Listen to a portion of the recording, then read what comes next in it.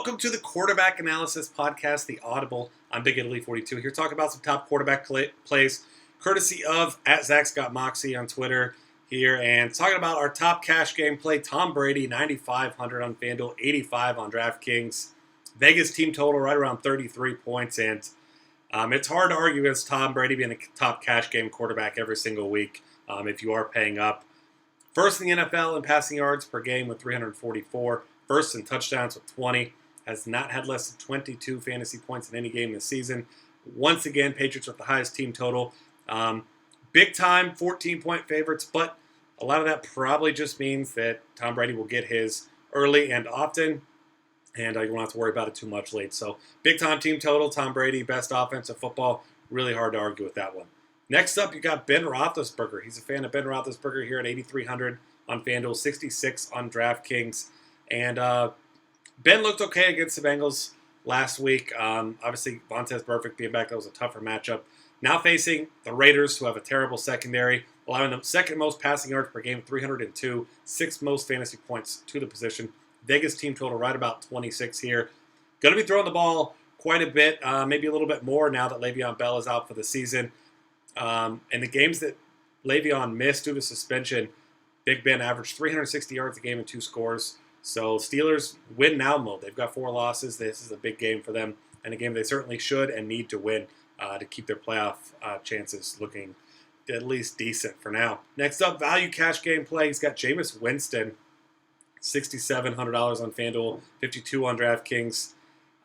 He's averaged almost 17 fantasy points per game, which is more than Jay Cutler, Ben Roethlisberger, and Peyton Manning. Also facing the New York Giants, who have one of the worst secondaries in the entire NFL.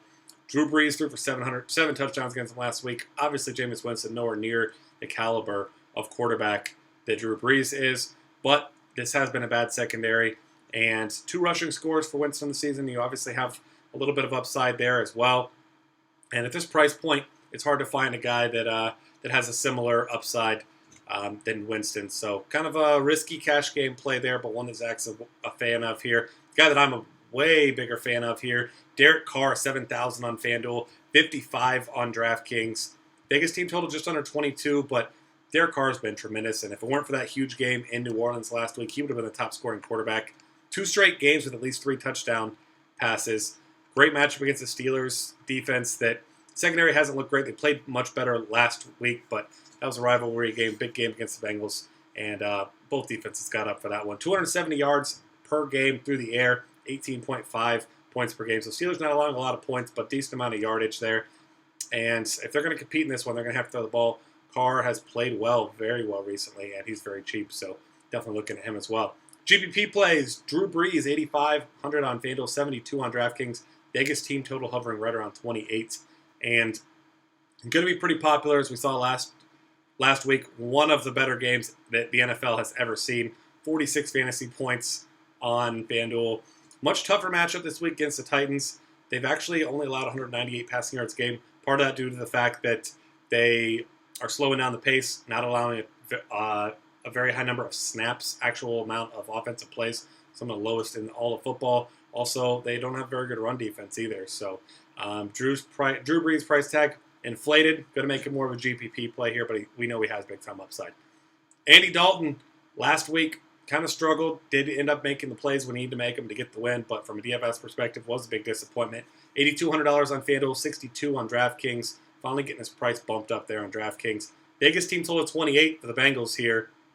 And looking at this week, that was the only time that he's thrown for 1 score. He had 2 picks for the first time this season. And he's a guy that there's a lot of depth in this offense. He's been tremendous this season outside of last week's game, but he definitely needs to be on your GPP list because this is a big-time upside game against the Browns secondary that's just been awful this season. So Bengals undefeated on the season, certainly not in a must-win mode, but win as many games as you can in your division. Go ahead and lock that up. And Bengals look like the team is going to contend with the Broncos and Patriots for a bye. So games like this certainly can't be letting yourselves down there at all. Value plays here for GPPs. He's a fan of Peyton Manning here at $7,700, 63 on DraftKings, facing off against his old team. And Zach says here he's a firm believer in revenge games. narratives, things of that nature.